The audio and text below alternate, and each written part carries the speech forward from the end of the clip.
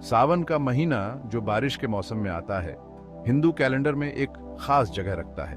ये भगवान शिव को समर्पित है, जो विनाश और परिवर्तन के शक्तिशाली देवता है। सावन के दौरान भक्त व्रत रखते हैं, प्रार्थना करते हैं और खुद को शिव की महिमा की कहानियों में डुबो देते हैं। ये कहानियां, जो शिव पुराण जैसे प्राचीन ग्रंथों में मिलती हैं, शिव के स्वभाव के बारे में जानकारी प्रदान करती है और जीवन के बहुमूल्य पाठ देती है। सावन में शिव की कहानियां सुनने से आशीर्वाद, शांति और समृद्धि आती है, ऐसा माना जाता है। कहानी सुनाने का कार्य ही पूजा का एक रूप बन जाता है, जो भक्तों को ईश्वर से जोड़ता है।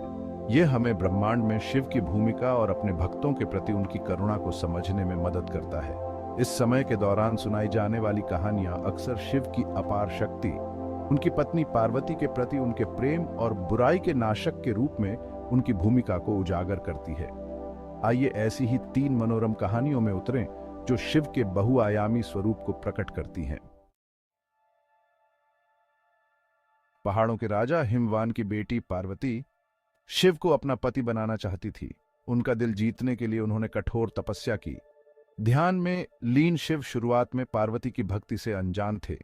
शिव के प्यार की गहराई को परखने के लिए देवताओं ने एक योजना बनाई।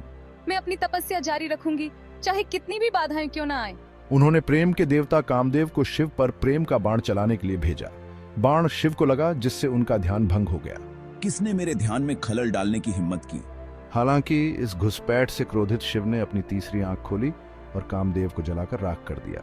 हे शिव, मेरी भक्ति कमजोर नहीं होगी, मैं आपका दिल जीत कर रहूंगी। पार्वती ने हिम्मत नहीं हारी। उन्होंने अपनी तपस्या जारी रखी और अंततः अपने अटूट प्रेम और भक्ति से शिव का दिल जीत लिया। राक्षस राजा हिरण्यकश्यप एक ऐसा पुत्र चाहता था जो तीनों लोकों को जीत सके। उसने सृष्टिकर्ता भगवान ब्रह्मा को प्रसन्न करने के लिए कठोर तपस्या की। ब्रह्मा हिरण्यकश्यप की भक्ति से प्रसन्न होकर उसे वरदान दिया। मैं तुम्हें पुत्र प्रदान करता हूँ, लेकिन उसकी नियति शिव के हाथों होगी। हिरण्यकश्यप की पत्नी दिति ने अंधक नामक पुत्र को जन्म दिया। अंधक जन्म से ही अंधा था। दिति ने शिव से प्रार्थना की, हे भगवान शिव, कृपया मेरे बेटे के अंधेपन को दूर करें। शिव ने अंधक को आशीर्वाद दिया। उनके पसीने की एक बूंद अंधक पर गिरी, जिससे उसका अंधापन दूर हो गया। लेकिन इसने अंधक के भीतर एक राक्षस को भी जन्म दिया। भाग 4, शिव का तांडव नृत्य। मेरे भीतर के आसुरी प्रभाव से ग्रस्त होकर मैं एक शक्तिशाली और अत्याचारी शासक के रूप में विकसित हुआ। मैंने तीनों लोकों में कहर बरपाया, देवताओं और मनुष्यों को समान रूप से हराया। देवता अंधक को हराने में असमर्थ मदद के लिए शिव की ओर मुड़े। शिव ने अंधक से उत्पन्न खतरे को भांपते हुए उसका सामना करने का निश्चय किया। शिव और अंधक के बीच भयंकर युद्ध छिड़ गया। मेरा क्रोध वीरभद्र के रूप में प्रकट हुआ, जो एक भयानक योद्धा था जो मेरे साथ लड़ा था।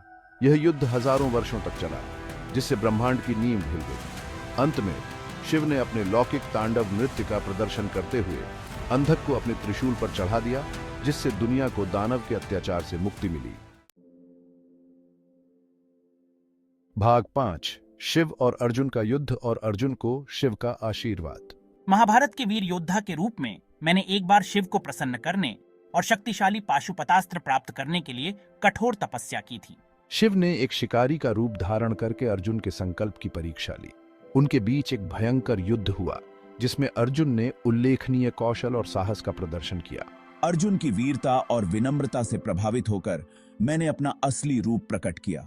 शिव ने अर्जुन को पाशुपतास्त्र प्रदान किया, जो अपार शक्ति का एक हथियार था, जिसका उपयोग केवल महान अच्छाई के लिए किया जाना था। यह कहानी सच्ची भक्ति को पुरस्कृत करने की शिव की इच्छा और धार्मिकता चाहने वालों के मार्गदर्शक और रक्षक के रूप में उनकी भूमिका को उजागर करती है। भाग 6, सावन की कहानियों का महत्व।